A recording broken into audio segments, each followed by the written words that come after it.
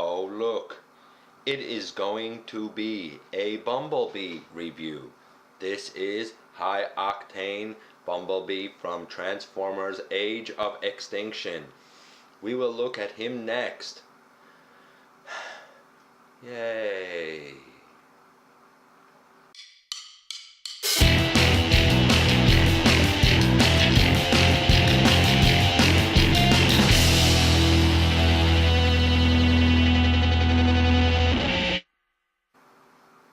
Okay, welcome back to the channel, folks. This is Dennis Moulton, aka GotBot. Please check me out across social media. Check out Machinery of Man. The latest part is either going to go up or is up by the time this video is uploaded. And check out Machinery of Man. Please. I always appreciate when people check out my work. And this is High Octane Age of Extinction Deluxe Class Bumblebee. Okay, a couple things to note. This isn't mine. This is another one that I was fortunate enough to get a lend of from Braden, one of the scraplets of Starscream Girlfriend, and I appreciate him for letting me take a look at this figure. I will say this, there is up here, you see a front fender and you see a tire. It is missing from this side. It's around somewhere, and honestly it's not even that it's broken, it's just missing. There's a little hole up right here and the piece just fits up there. So I'm gonna do this guy with 3 wheels. Why? Because I don't really care about him enough to do him with the 4th tire. If you are a Bumblebee fan, then hey, you're gonna want High Octane Bumblebee because it's a Bumblebee that you can have. If you're just a Transformers fan, is this the best Bumblebee going? That depends on your, like of him, your incarnation of the character. If you like the Bumblebee from the movies, hey, great. For me, he's a mini bot. He's supposed to be smaller. He should be a legend size. This guy is a deluxe. I will say this, the head sculpt, gorgeous. Look how brilliant those eyes are. Brilliant eyes. Okay, so let's measure him as we always do. Pain Apses 10. He looks like Bumblebee. He has a Bumblebee head sculpt. He looks like the High Octane version of Bumblebee. A 10. Posability, playability. The head is on a ball joint and you get a pretty good range of motion. You can actually go all the way around. He can look up, he can look down, so pretty good there. The legs go forward, that much, and they go all the way back. His legs can go out to the side, pretty far. He can do the splits with he's like Prowl. He can be a gymnast like Prowl. He has a thigh swivel. There is a high knee. I feel like it's too high, and it's one of those cases where the thigh is really, really little, and the the shin calf part of the leg is really, really long. His feet, they can do that. If you think that's good posability, they're okay. You can move them a bit. They don't go side to side. Then we come to the arms. I feel like the arms on this guy are so weird. Here's why. The shoulders can go in and out. Hey, no problem. That's great.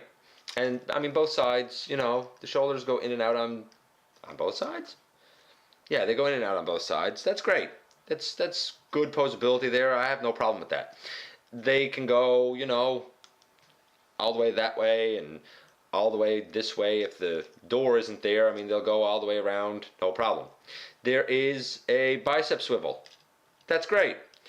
No wrist articulation on either side. I even like that the gun is, his weapon is incorporated on his arm. I think that's kind of cool. It's not, I don't know if it's really Bumblebee-ish, but I think that's cool. It makes for good weapon storage later on too.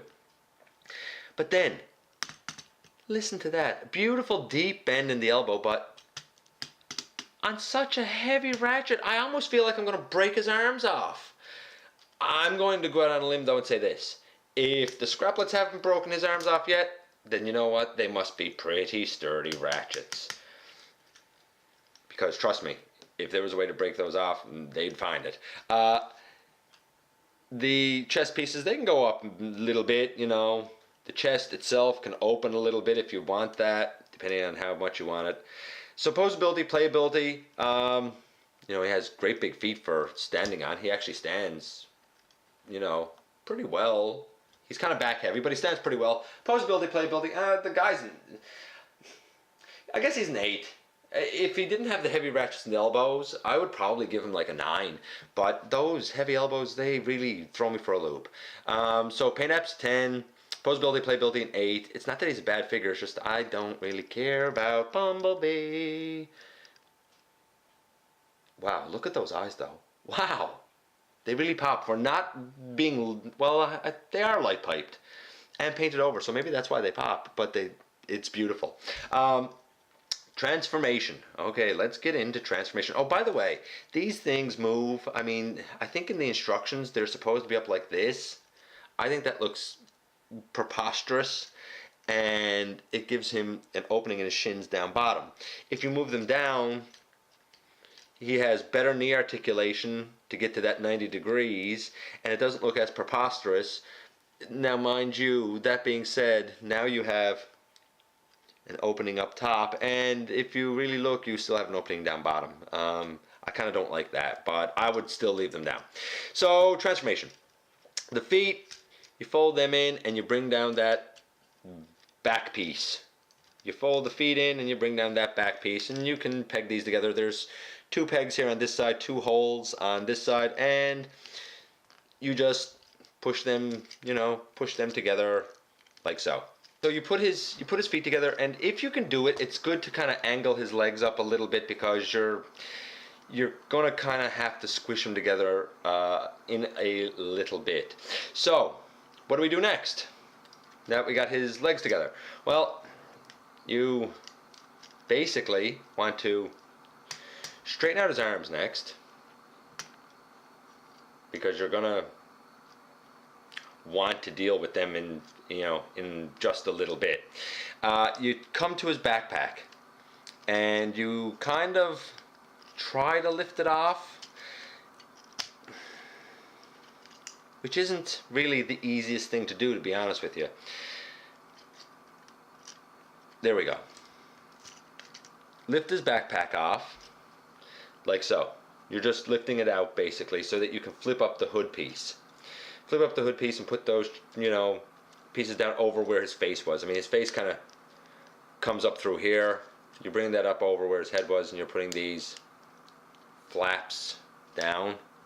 And when you put those flaps down, they should kind of lock into each other. The front should lock in to itself, and all of that should like tab together nicely. It doesn't always want to do it, but again, it's one of those things of we'll deal with it in a little bit. If I can tab, there. You tab the front together and you push these hood pieces down as much as you can. The backpack is probably the easiest thing to kind of deal with next. You want to take this piece that was accordioned up over and accordion it back down. It will sort of lock in right there, and it gives you a full hood, or a full roof. This whole piece needs to come back, and when it comes back, this little tab here should lock under the edge of his trunk area. This is when things get a little tricky, because you'll notice there's space here. Honestly, this is why I said you will want to have his legs like kind of bent a little bit. I find that the easiest way to deal with it, honestly, is just to sort of push it all in. Push it all in, and the knees will sort of bend on their own when you push it all in. If you are really good with angles and you can bend up his knees, you know, right away, hey, great, good for you. There you go. That's, you know, that's most of Bumblebee done. And he does like to kind of come untabbed a little bit. Now we'll deal with the arms. And I guess you can close the doors if you want. Of course, they're not quite tabbed in there yet. Now we'll deal with the arms. What do we do with the arms? Well, the arms are on like a swivel joint in here, so you basically swivel the shoulder in. Turn it so that the gun is going down the center. You'll notice there's a little tab over here on this side of the gun. This little tab will go into the forearm of this arm here. So we bring this shoulder in and we push it in, and now we can put the two guns into each other. Or sorry, put the gun into the forearm, and that's the way his arms look underneath. Why did I say don't worry about tabbing everything together? Because now you need to push these arms down straight, and where they're on heavy ratchets, they are a bit challenging to get down straight, although that wasn't too bad. Next, you want to take this piece, the front fender and the tire, and tab it in. Obviously, if I had the other one over here, I would bring it in and tab it in. And then last but not least, you want to just close the doors, make sure the doors are, you know, tabbed in, which honestly usually isn't very difficult to do with this guy. He's not bad for that. Make sure the trunk is tabbed in, and boom, I'll show it from this side because I have a tire gun over here. In the end, there you go, Bumblebee in car mode. Very nice car mode. It looks good. It looks really good. I don't know if having the clear windows was the best all the way around. Maybe they should have been tinted because you see a lot of robot kibble in there. But overall, very nice job. Very nice job. And if you know, he can roll like a champ. The transformation is a little bit panely, but I know for a fact that kids can figure it out because kids have figured it out. I would give his transformation about an 8. About an 8. So overall, postability, playability being, you know, an 8 only because of his elbows. Transformation being an 8, and his paint being a 10.